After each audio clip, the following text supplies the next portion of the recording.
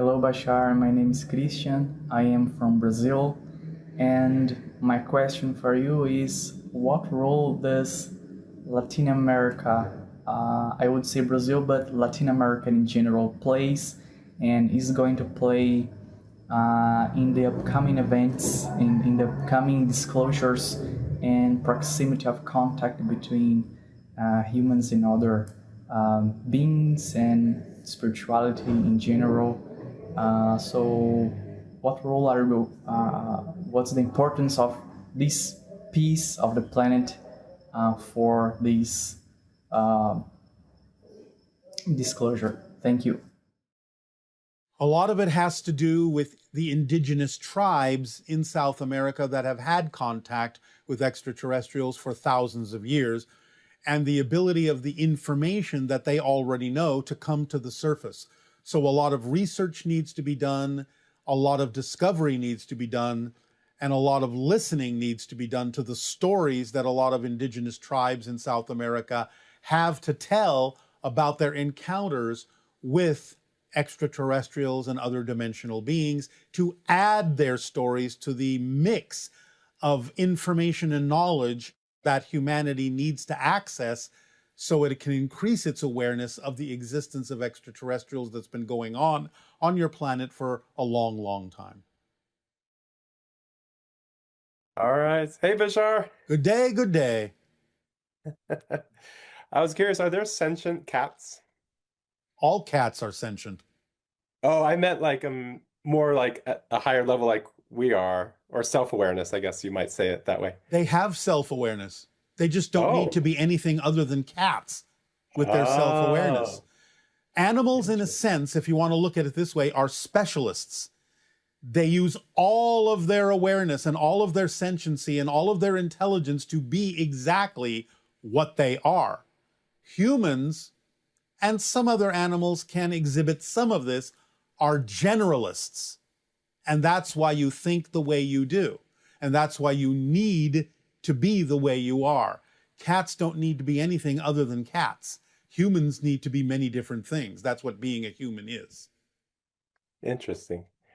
And the dolphins that have the ability to travel back and forth between parallel universes, are they from our world? Did they evolve in our world or somewhere else and then come Well, here? nothing actually came from Earth.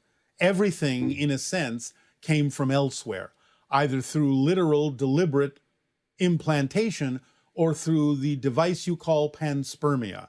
Do you understand that term? Yes. So Like everything on stuff. Earth came from somewhere else originally. Now, it developed on Earth over time through the evolutionary process. But originally, the DNA that you find exists in all life on your planet came from other places in space. Got it. Okay. On your world, do you have like an area that's jungle? We do have lush forests, and there are certain areas that are more what you would refer to as jungle-like, yes, mostly around the equator. Oh, around the equator. Okay. Is it otherwise a mostly arid world? Ours, no. It is very temperate, very lush, very green, lots of forests, lots of plants, lots of trees. We don't have seasons like you do. It is mostly within a range of about 5 degrees difference throughout the entire year because our axis is not tilted like yours is. Not to the same degree. Interesting. Okay. Do you have flying creatures that have a kind of long nose and they're very friendly and almost like mammalian? Okay. I'm just curious. And it feels like like when they touch you, it feels like little kisses, like wet kisses. Well, yes, that's one way I suppose you could describe it. Yes. Yeah. Yeah. Cool. Are you with your world, are you planning to, like how we had intervention in our world and we're a hybrid species, are you planning to create hybrid species from the animals that live on your world? No, there is no need to. We are already a hybridized society. Interesting. And so for you, time doesn't, like you're actually saying that your society from our Earth timeline doesn't exist yet. Is that right? In the way that you would understand that, that is to some degree correct. Although, again, remember, we're in a completely parallel reality from you. So we do coexist at the same time on a higher level. But from your timeline, we would seem to be thousands of years in your future. That's interesting. What's the farthest from like our very local timeline? What species is the farthest in the future that you've met?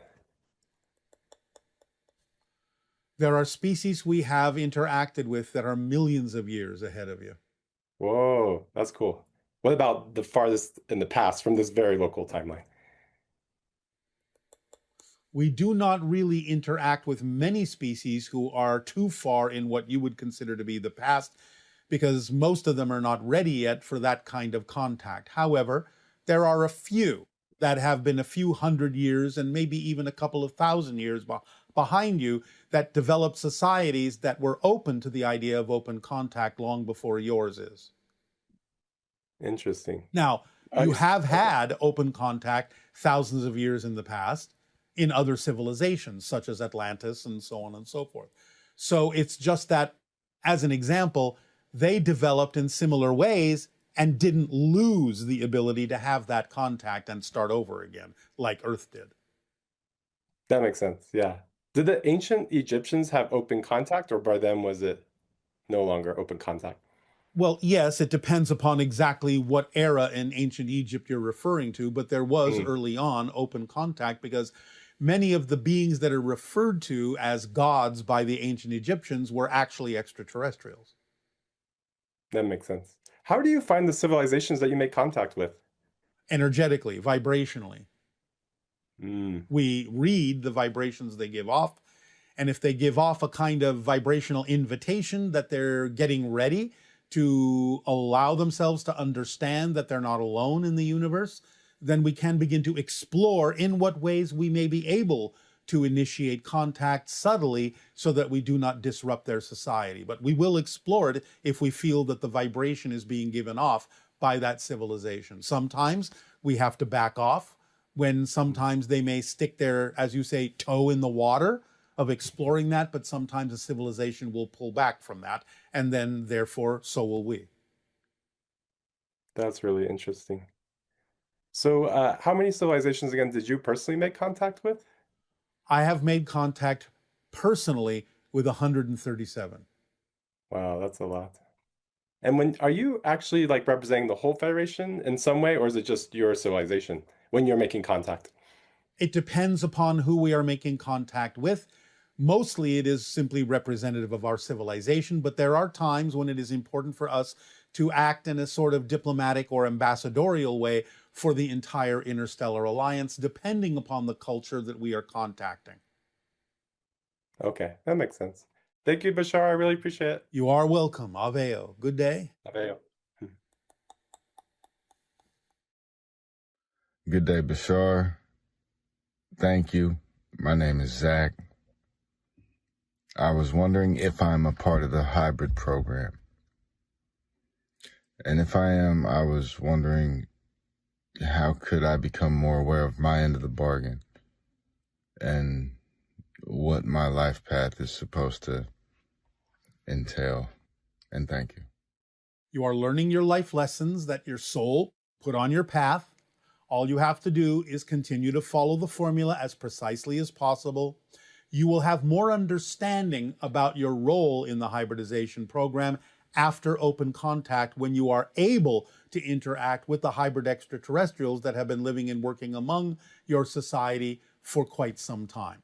So just give it a couple of more years, and in the meantime, really act on your passion, really follow the formula as precisely as possible, and you will be better prepared in a couple of years to be able to interact with the extraterrestrial hybrids that have been living and working among your society once they are openly introduced to you. And it is then and only then that it will be really appropriate for you to know exactly what else you can do to fulfill the role that your soul has chosen to participate in the evolution of humanity in this day and age. Hi. And to you, good day. Thank you for your time. I appreciate it. It is our passion and our pleasure. Thank you. So my first question is, I have done a lot of healing work, therapy, spiritual practices, self-reflection, but deep anger still resurfaces from time to time. So then you don't why is it... necessarily believe that you are unaffected by what other people do. Say that one more time. You have not developed an understanding or a belief that you are unaffected by what other people choose to do. You still believe that they can affect you without your permission. Okay. And that's what makes you angry. You are, in a sense, angry at yourself for not choosing to align with what you prefer, despite what other people may choose in your reality. Remember, this is why we say, if you understand how things work, then it doesn't really matter what happens around you. It only matters what you do with what happens that makes the difference in your experience of your reality. So if you find yourself getting angry because of things going on around you, then you are giving your power over to them to say that what they're doing more accurately determines what you get to experience than you do. You need to reverse that and understand that you cannot be affected by anyone else. You can only match a vibration being offered to you that pulls you out of the state you prefer to be in, but you're pulling yourself out of that state with the belief that you have to match that other vibration just because you experience it or observe it in your reality. Just because you can observe something doesn't mean that you share the same reality. It's like looking through a glass window. You can see what other people may be choosing that you don't prefer, but they can't reach you because they cannot penetrate the glass. If you feel yourself being affected by them, then you have decided to step onto their side of the glass. Gotcha. Stay on your side, and you will understand that they can't reach you, and the only way you would experience the things that are representative of what they're doing is for you to agree to match and mirror the vibration that they're giving off that you don't prefer. So why would you choose to do that, is the question. What are you getting out of doing that, is the question. Because remember, you don't do anything that you don't believe serves you. So somehow you must still be holding on to a belief that choosing to mirror a vibration you don't prefer somehow is teaching you a lesson that you need. What is that lesson? How do I effectively transmute it instead of just managing it, or you're not paying attention, managing my triggers? You're not paying attention to what we're telling you. Listen more closely. It's not about managing it.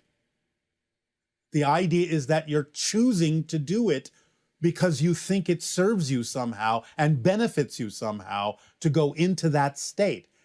So you need to answer the question, how am I getting a benefit by going into the negative state? Okay. And the way perhaps to figure that out is by asking this question. If I didn't go into the negative state, if I stayed in the positive state that I prefer to stay in, what am I afraid might happen in my life? Can you answer that question? If you remained positive because that's what you prefer, what are you afraid might happen? Are you afraid that you would no longer be relatable? Are you afraid you would lose your friends because you're now too different and don't react like a typical human being? Are you afraid you would leave them behind because you have risen above the need to choose those negative vibrations? Are you afraid that would mean you would wind up being alone? What are you afraid of by remaining positive?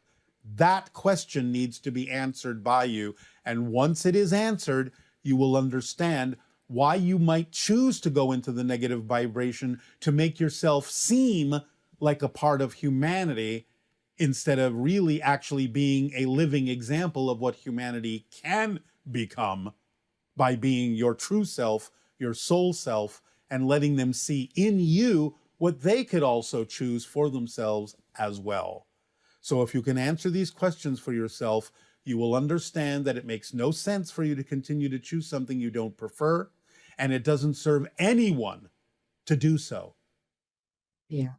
So, yeah. Are you Sure. willing to be of service to others by being your best self, your true self, and choosing only those things which allow you to act as a living example to others of what they could also choose, instead of simply going into anger, which only reinforces the negative choices that they're making? So why would you do that to them? Why would you reinforce the negative choices they're already making by mirroring that vibration instead of something more positive that gives them the option to choose something different?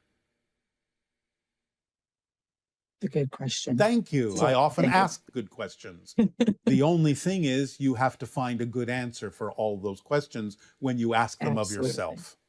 So spend some time asking those questions of yourself, and you will find that the answer will come, and you will find the relief that you're looking for. Thank you. You are welcome. Thank you. Can I ask another question? That was a question, so you just did. Are you wanting to ask yet another one? Yes, sir. All right. You don't have to ask if you can ask, otherwise you've already asked. True. So when you can see how artificial and conditioned and performative like society is, how do you avoid becoming detached or exhausted by it while still trying to live fully and joyfully? Again, watch your definitions. The only time you become overwhelmed or exhausted is a first clue that you are not doing things in the way that works for you, that you're making choices that don't work for you. Otherwise, if you are making the choices that are actually aligned with your true vibration, you never become overwhelmed. You never become exhausted. It's like I can see that we're in a matrix and I can see the programming. But it's your matrix. True, it's your simulation. All it is a matter of making choices that you prefer as opposed to making choices that you don't. And if you make choices that you don't prefer, like we already just told you, figure out what benefit you think you're getting out of making choices you don't prefer by asking the question, if I stopped making choices I don't prefer and started making choices I do prefer, what am I afraid might happen? If you are honest in your self-examination by asking that question, you'll figure it out, and you will let go of the reason that you have created to make choices you don't prefer, because you will see that it no longer makes sense to do so when you realize why you've been making those choices, by understanding what it is you were afraid would happen if you stopped making those negative choices. So it's just a matter of going through that process and answering that question. What am I afraid will happen if I choose something I prefer instead of something that I don't? When you are honest with your answer, everything will fall away and you will awaken and be enlightened to why you've been doing what you've been doing, and how you can then realize that it makes no sense to continue to do so. It's all about the why. Why are you choosing to do what you're choosing to do? So you have to figure that out. Ask that question. Investigate it. Take the time to do so. What am I afraid will happen if I start choosing things that I prefer instead of choosing things I don't? And understand that you're choosing them. These things just don't happen to you. They happen through your choices. You cannot experience anything if you don't choose to. Yeah. I just feel like some days I'm living in a video game. Do you understand what you're doing right now? You are constantly reinforcing the need to choose things you don't prefer by constantly defining it in a way that makes it seem as if you are powerless to make a choice. I feel like I'm in a video game. Where does the feeling come from? The feeling comes from something you already believe to be true, because feelings don't happen in a vacuum. You have to believe something to be true about yourself first before you can have any feeling about anything at all. So if you have a feeling that you're in a video game and you have no choice and it's just running on its own, ask yourself why you're holding on to a belief that allows you to have that feeling, because the belief generates the feeling. Trace the feeling back to what you would have to believe is true about yourself and your life to make it seem as if you don't have any control over that feeling. You're generating it by holding on to a belief that generates that feeling. No feeling comes from anything that is not a belief you don't think is true. That's deep. Thank you so much. I appreciate your time. You are welcome. Thank you. Aveo. Hello, Bashar.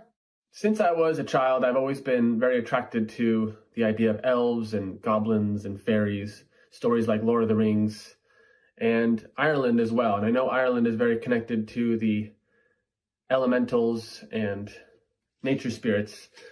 And I'm also curious about the seers in ancient Ireland, the Celts, the Druids. And I was wondering if you could talk about Ireland a little bit and why they're so connected to the elementals and maybe where they got their knowledge about magic and Wicca, and where does that come from, Atlantis or ancient Egypt? Any elaboration would be appreciated. Thank you, Bashar. Yes, it comes from ancient Atlantean practices. The survivors from Atlantis that went into Europe, a lot of them went in to the idea of the northern areas of England and Ireland and continued their practices and understandings of their connections to nature. These were not exactly what you would refer to today as cults, but certain priesthoods that understood astral projection, understood their connection to nature, and they continued these practices in those northern climes after Atlantis was destroyed. It has become sort of forgotten after all this time and is being remembered again at this time. They also went into ancient Egypt, and that is why there may be some similarities between some of the practices in ancient Egypt, as there may be in the northern climes of England and Ireland as well, because again, the survivors from Atlantis spread out throughout the idea of Europe and the Mediterranean and North Africa, and also the Americas as well. Good day. I'm super excited of our interaction. As are we. What would you like to discuss? Amazing. About the formula, I have difficulty with the point of always keeping a positive state no matter what, because when I feel pain, when someone hurt me, and especially when I am angry, I go out of my center and I become negative. All right, but then take the time to stop and ask yourself why you would choose to go into that vibration, because you only go into that vibration if you feel that it's actually serving you in some way, shape, or form. So find out why you would think that it actually serves you better to go into a negative vibration than remaining in a positive one, because you would not go into a negative vibration if you didn't have a belief that it was serving you somehow to do so. So you have to investigate yourself and find out what you believe to be true that would make it seem logical for you to choose a negative vibration as opposed to a positive one. Once you find that out, it will no longer make any sense to you to choose the negative vibration, and you will understand that it doesn't really matter what happens situationally. It only matters what you do with what happens that makes the difference in your life. You are still assuming that what happens can affect you negatively, and that's what makes you angry, because you still believe that what happens outside can affect you. It can't. You choose to be affected. That's because you believe that things can affect you. When you understand that you are the one that determines what happens to you and no one else does, then you will stop agreeing with the negative vibrations that others may give to you, and you will stay in a positive vibration because it makes no sense for you to choose anything else. Amazing. Thank you. You are welcome. About what I listen, you usually say, I feel a philosophical paradox about the topic of infinity. if we anyway will experience everything also after this singular life. So which is the meaning of our of what we choose for our action if anyway in the meantime it have an immediate effect, but in the long time we will experience everything of the universe. So where is the free will in this? Yes. For each lifetime, your soul, with its free will, chooses certain challenges and certain experiences as lessons that it needs to learn for its own soul's growth. But once you go back to spirit, then you are free to choose anything with your free will once again. But once you choose something, you lay out a certain path, and you will follow that path until you are done with it. It's just like going to school. If you have chosen a certain class, then you must finish that class to learn what it is that that class has to teach you. But when you are done with that class, then you can choose anything else that you feel will help you grow in the way that you prefer to. So as a soul, you are unlimited in what it is you can choose to experience. But once you choose an experience, you have to live it through to learn the lesson that the soul decided to learn. And about this, are we stuck in an eternal prison where we must perceive some experience? We always have to do something without rest? No. How is it infinite? No, you are never stuck. It's all a matter of what you choose as a soul.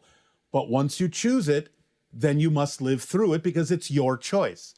Once you're done, then you are free to choose anything. You are never stuck, ever. And which is the morality from this point of view? How we can build a system of ethical behavior if anyway whatever we do can be interpreted, also if it's negative, as a positive effect. Anyway, we will also after this life, we will continue in spirit. So for example, killing for humans, for the majority of us looks instinctively something bad, but anyway, where is the morality of the actions? If we continue as infinite souls. Again, the idea is to understand what we mean by positive and negative energy. Negative is that which causes an experience of separation, segregation, diminishment. Positive is that which creates an experience of connection, expansion. So it's up to you to decide what you wish to experience. Anything can be used for learning a lesson. But the idea is to also learn that you don't have to suffer in order to learn lessons. That's one of the things that humanity is learning at this time on the planet Earth, is that you can learn your lessons without necessarily suffering.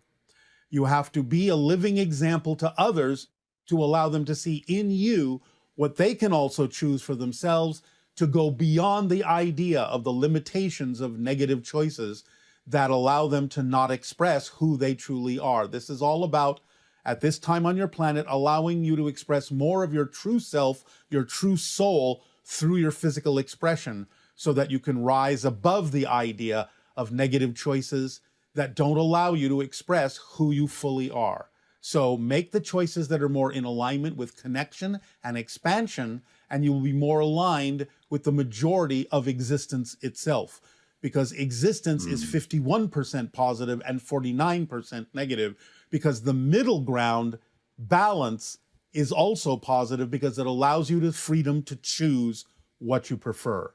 So if you just align yourself with the idea of the freedom of choice to choose what you prefer and act on that and live that way, you will be mostly aligned with the positive flow and direction of the universe that will bring everything you need in life to fulfill the lessons that your soul chose to learn in the most positive, creative, and loving way. Thank you. We thank you very much. Good day. Aveo. Aveo.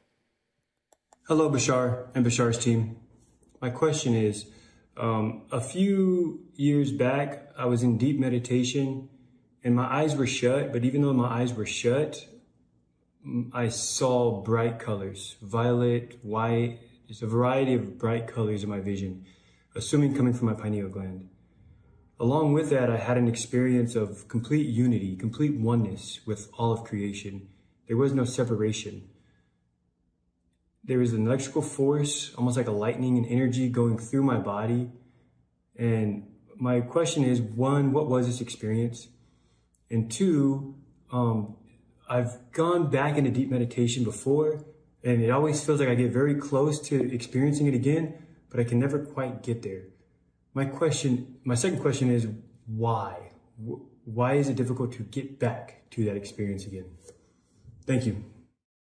Because you're not the same person now that you were then. So you have to let go of needing to experience it exactly in the same way you did when you were a different person.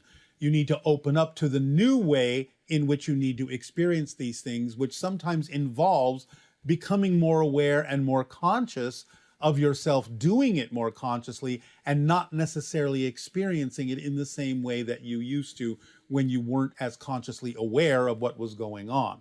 So the idea is that it's not just the pineal gland that's involved, but all of the chakras being aligned, vibrating in harmony, in synchronous rotation, so to speak, feeling the kundalini energy of the lightning coursing through your body as you describe it. But the idea is that not to insist on feeling it exactly the same way, but knowing that when you go into your deep meditation, you are actually in the same state. Just allow the state to feel different, knowing you are in the same state, because you are a different person who now needs to feel things in a different way. Just know that you're in the same state, relevant to the person and relative to the person you now are, as opposed to who you used to be. Hello, Bashar. How are you today? Good day to you. This day I am perfect, and you? So I have some questions. The first one is in relation to the spirit guide exercise that you gave back in November. I believe I communicated with my third spirit guide, and the appearance that I associate with them is of a golden carp. Are you referring to the fish? Yes. All right, well, then this may be indicative of a serious connection. Oh, okay. Haha. I was like, serious why? But you mean this constellation? I mean the star, yes. Yeah. And the star, yes. And then it also has like a dragon aspect. But dragons represent, in general, in your society, a symbol for the idea of extraterrestrials. Okay. So an extraterrestrial from Sirius. Yes. I've been calling them golden carp. I would love like a better name for them. Goldfish? Goldfish? Okay. They're fine with that? All right. They're fine with anything you wish to call them. Okay. Well, I have the Itushting Yanka guide and I have the captain guide. So what would be maybe the topic or the theme of goldfish as a guide? The idea of eternity, longevity, that which lasts, that which is immutable, unchanging, forever, eternal. Like the element gold itself, which never tarnishes and never changes. It is the idea of the indestructible core of your soul. It is eternal and unchanging. And I'm talking this out loud, so confirm yay or nay if you can. So my choice or my association with this guide perhaps is connected to my desire to communicate the most, let's say, sustainable, authentic messaging that I can that stands the test of time? Yes, because you have to come from your indestructible core in order to do so. From your golden self. Your golden self. That makes me want to ask the question, for changing core beliefs, is that like a once in a life type of exercise, or do people do, like, would you do that multiple?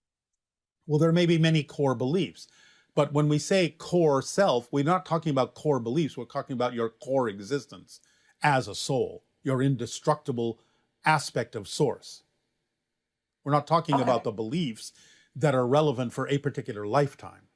that may be referred to as core beliefs, which are the ones that are laid out by the soul for the most important lessons that the soul wishes to learn in that specific lifetime.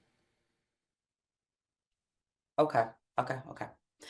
Changing topics now. We talked in Midnight Under the Hunter's Moon about language. And we talked about the Atlantean language and how no complete version of it has been found. And I'm curious if the Phaistos disc, the Manoan Phaistos disc that hasn't been translated, is part of the Atlantean language. It is an evolution of it to some degree, yes. But in a sense, closer are the Aztec languages. Okay. Still not complete, but the Aztec languages are very close. Okay. So then the language is like more logographic or symbolic than it is phonetic or alphabetic, or... They actually had both kinds. Okay. Because it was, again, an evolution. Remember that Atlantis existed for thousands of years. Right. It wasn't static. It evolved in many different ways, including its language. But the closest representation that still exists are some of the roots of the Aztecan languages, whereas some of their colonies in the Mediterranean, in the Minoan civilization, as you call it, those are evolutionary offshoots much later in time that were colonies of Atlantis, such as on Crete with the Temple of Knossos. Which where the disc was found. Yes. And what percentage of the language would you say that disc represents? About 15%. Okay. The rest is an evolution that then gained changes from the Mediterranean cultures that they interacted with as well. So again, you're looking at another evolution over quite a long time that took the original core Atlantean language and evolved it into something that was more, shall we say, usable for the trade going on with all the different cultures in the Mediterranean. It became literally a trade language. A trade language. Yes, a language useful for trading with other cultures. And did that evolve into, what's the language, Phoenician, the one that we've developed our alphabet from? Some aspects of it, yes, but it also comes from other places as well, like Sumerian and so on and so forth. Again, you're looking at a lot of hybridization over a long period of time, with bits from this civilization and bits from that culture and so on and so forth. Okay. In terms of like Mu and Atlantis, how does Shangri-La fit into that? That is something of a different nature. It is something in the Tibetan area that had to do with another dimension entirely. Okay. Thank you very much, Bashar. You are welcome. Good day, Aveo. Bye-bye. Hi, Bashar. This is my question. So I think I am passionate about being on stage and being a performer, a rock star. But I was wondering if maybe it was as well a trauma response in need of external validation. And I was wondering, how do one clarify this subtlety? Thank you very much. Well, it depends on, again, as you indicate, why you're doing it. It doesn't mean you can't go into music. Let's say, don't insist on the way in which it expresses itself. If you are passionate about music, then just do what you can to act on your music. Don't assume that you have to become a rock star. That might be true, but it also might be the idea of needing an external reflection for validation. You have to be honest about why you would need that experience. If you don't really need it and are really purely interested in acting on your passion for its own sake, then naturally, if you need to become a rock star, you will simply naturally become one. But if you find that you are insisting that that has to be the outcome, then there is something about that that might be representative of the need for external validation. Just perform your passion for its own sake purely and see where it leads. Remember that if you're acting on your passion, you don't really care where you wind up or how it expresses itself, because you are having fun acting on your passion, no matter what the expression of the outcome might be.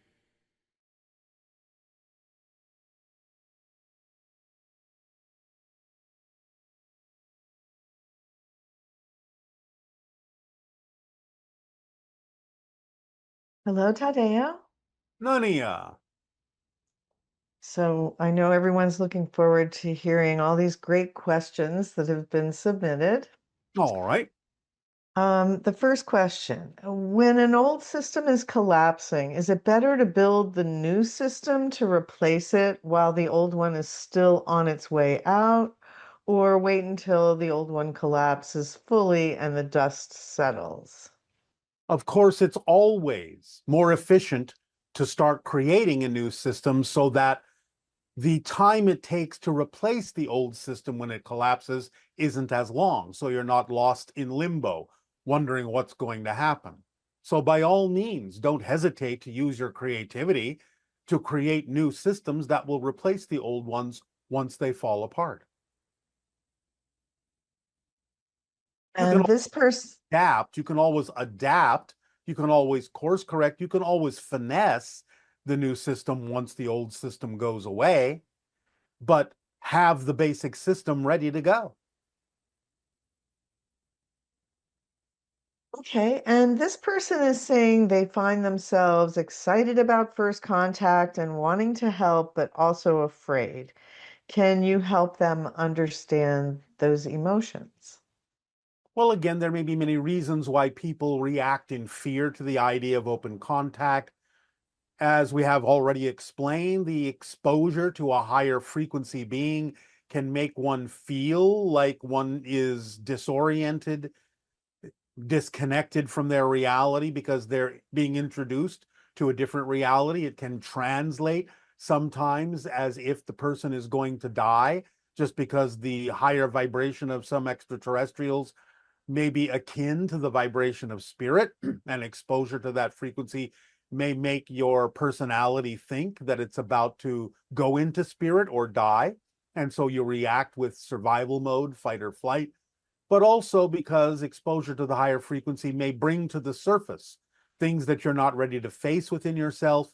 So you're uncertain about how you will integrate what you will experience, the changes that will happen to you personally and your society, and how things may be very different and you may not feel ready to handle those things. But generally speaking, remember, extraterrestrials will conduct open contact in a way that will give people a chance to adapt, a chance to allow themselves to get used to the idea. Now, that doesn't mean that some people won't still react with fear, but the idea is that it's going to take a process.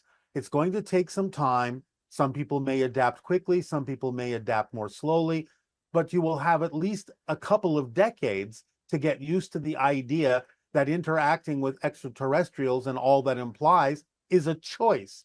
So you're being given the opportunity to recognize that you are now having a new choice. It's not something that will be forced on anyone, so you can relax about that, but you will have the choice to interact with extraterrestrials at your own pace. So it won't be something in any way, shape, or form that you will have to do right away if you don't prefer to. And what will happen to the entertainment industry on our planet after first contact? Will we still make movies, TV shows, music, theater? They're wondering how that will change. They will change our entertainment. Well, a lot of it will be technological. In other words, you will have access to holographic technology so that perhaps it will be a more immersive experience. You will be, so to speak, in the movie, interacting with the characters. You can see the advantage in some way, shape, or form. This has been represented in some of your science fiction scenarios, like the Star Trek holodeck, where you are a character in a movie with the other characters. playing out scenarios, learning lessons, so on and so forth, having experiences, having adventures, as if they are actually taking place in the physical reality, even though they're not. So it's kind of like a more creative and safer way to explore many things that you wouldn't necessarily be able to do in physical reality, at least not right away. The idea of general content is up to your continued ability to create stories. There can be new stories involving new ideas that may not have existed prior to open contact, but nevertheless, it will still be the same basic things of learning lessons, the same basic things of relating to one another, learning new skills, having new adventures, having new experiences. So you will just adapt your storytelling prowess and creativity to the new technologies you will be offered after open contact. And what is the difference between conspiracies and disclosure messages? Well, most conspiracies may spin stories beyond what is actually factual. In other words, you let your negative side of the imagination run wild and start believing in things that haven't in any way, shape, or form actually got any kind of physical, factual backup evidence or proof to them. The idea of disclosure is there's enough evidence to support the idea that information has been being withheld from your society. So that's actually something you can demonstrate over time as an actual fact. There's enough evidence, even in a court of your law, to demonstrate that. Conspiracies usually are not necessarily in any way, shape, or form evidence-based. They are just fully the resource of exaggeration from the negative side of the imagination with absolutely no backup.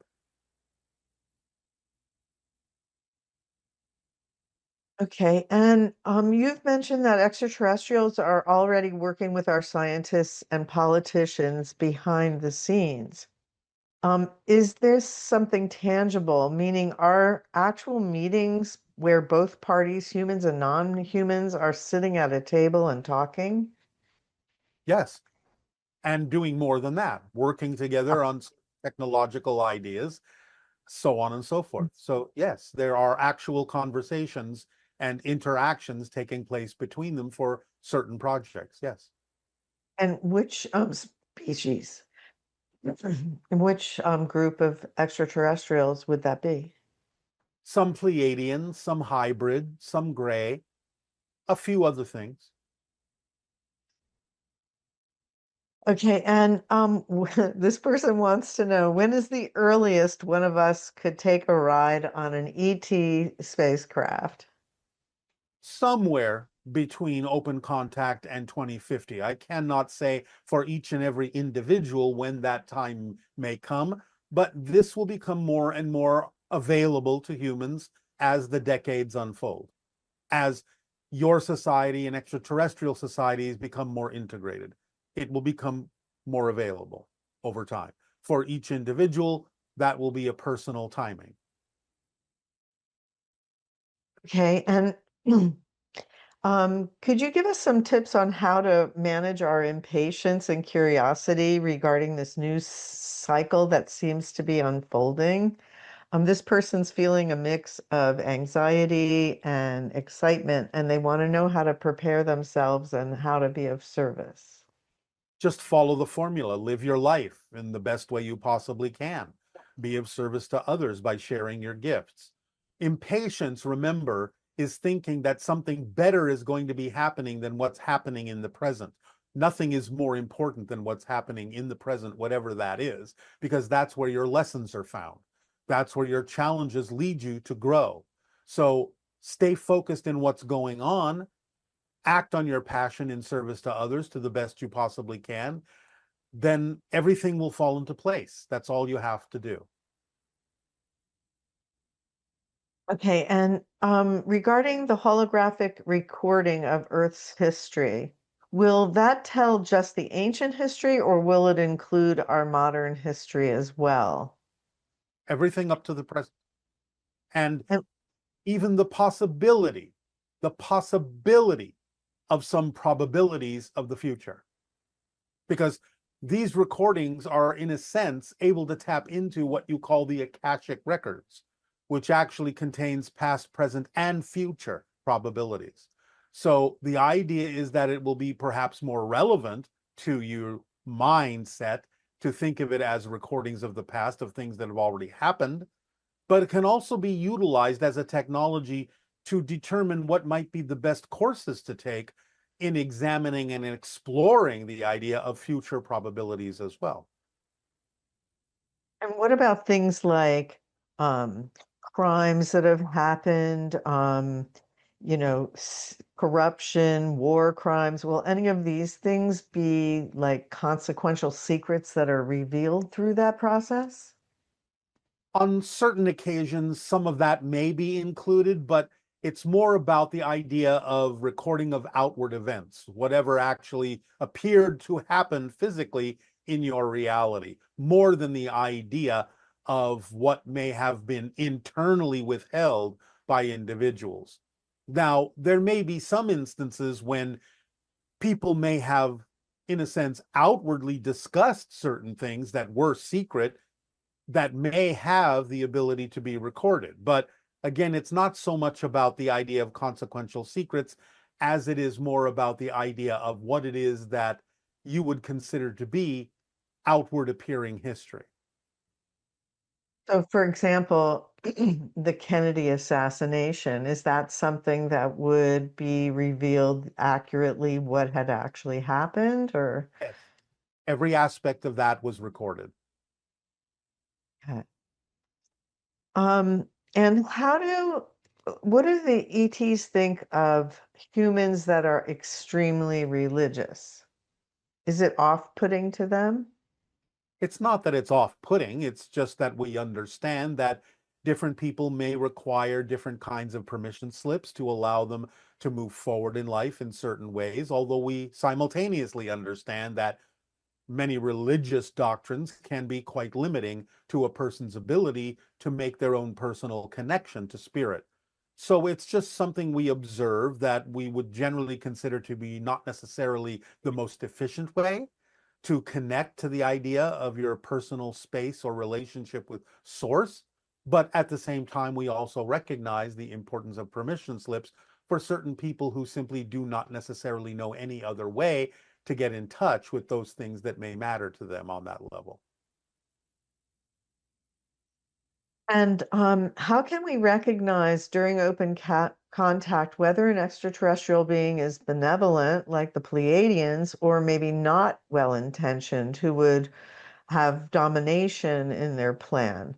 We want to be able to discern so we're not misled during that phase. Any misleading would come from your own people, not from the extraterrestrials. The beneficial extraterrestrials are keeping anyone that is not beneficial to Earth at bay. So you don't have to worry about that. So any deception would be coming from your side, not from the extraterrestrial side. And some people are saying that a scare event will happen to wake up humanity and usher in a new era. Will this scare event actually occur? And if so, why would a scare event help to wake up humanity instead of taking over our media and explaining everything to us calmly? It's not about the idea that there is a scare event. It's about the idea, it's a way of interpreting the understanding that some people will react negatively to the idea of open contact. They may scare themselves. So it's not that it is a planned scare event so much as it is that there might be a lot of scare reaction from certain people who are not in alignment with their true selves. Okay, and can someone be in direct connection with the mantis beings and communicate with them? Or are they like spirit guides, or do they No, they're just not chime spirit in? guides. They're not Okay. spirit guides. Yes, you can connect with them. Why would someone feel a deep connection to the mantis beings? For a variety of reasons. Why do you feel a deep connection to anything? It may be because you are on a life path where it's important for you to make that connection. It may be because you have encountered the spirits of those beings when you yourself were a soul and understood that this is all laid out on your life path to interact with one another and therefore feel some sense of familiarity with them. Because again, remember, as a soul, all beings in a sense are sort of the same. Therefore, there really isn't much difference between you, the soul that you are, and the soul that a mantis being is. It's just that it's a different presentation in physical reality. But you may still recognize the similarity and the connection you have from soul to soul, no matter what form the being may take physically. Okay, and why do we feel an increasing sense of urgency in our evolution when time doesn't actually exist? This is a misunderstanding that many humans have when they take it to extremes in terms of the concept of time. Time does exist in linear reality, in physical reality. Of course, you experience the idea of time. To say it doesn't exist is to not even pay attention to what's happening in your physical reality. Yes, on higher levels, it's not experienced the same way. It appears not to exist the same way that it is experienced in physical terms. But that doesn't mean, quote unquote, time doesn't exist. Of course, you experience time in physical reality because that's the very definition of physical reality. It is a linear space-time experience. So you have to be more aware of how you're using and understanding that terminology. The overall idea from the highest level is that time is not experienced in the same way that you do. Everything seems simultaneous. It appears as if there is no linear time. But the idea is that as you create the physical experience, you have to create the experience of time in order to have that. So it's not that it doesn't exist, it's just that it exists in different ways based on the level that you're coming from. Okay, and you've spoken about the idea of the splitting prism.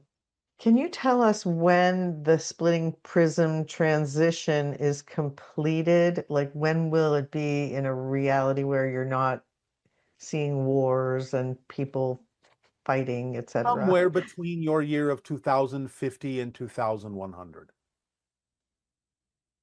The decade between 2050 and 2060 will be known historically in the future as the decade of dreams, when humanity finally realizes its evolutionary path, realizes the opportunities laid out before it by interaction with extraterrestrials, becoming members of the galactic family, and therefore that decade from 2050 to 2060 will propel humanity forward in a way where the idea of experiencing the version of Earth that you're talking about will continue from that point forward to grow and increase and expand. And then by the year 2100, you will find that it will be fully realized in that way. Now, again, it can happen a little sooner than that, but we're giving you an open window in which it will occur at the absolute latest. Can happen sooner, but 2100 would be the absolute latest. Depends on the choices that you make as to exactly when in that half century it will crystallize in the way that you're talking about. And along with that, the idea of male dominance over the planet as it currently stands, will that change commensurate with what you're describing as a necessary feature of peace? Of course, there will be more balance in humanity, more equality in humanity, and therefore there will not be dominance of one thing over another. It will all work out collaboratively, cooperatively, balanced. And is it very probable that new technologies such as free energy and true intelligent devices will be developed prior to when contact is disclosed, or? No, after. Because again, remember that open contact is imminent in the next couple of years at the most. Therefore, you will find that there will be an acceleration of these things after open contact when extraterrestrials can more openly assist humans with the discoveries that you're talking about.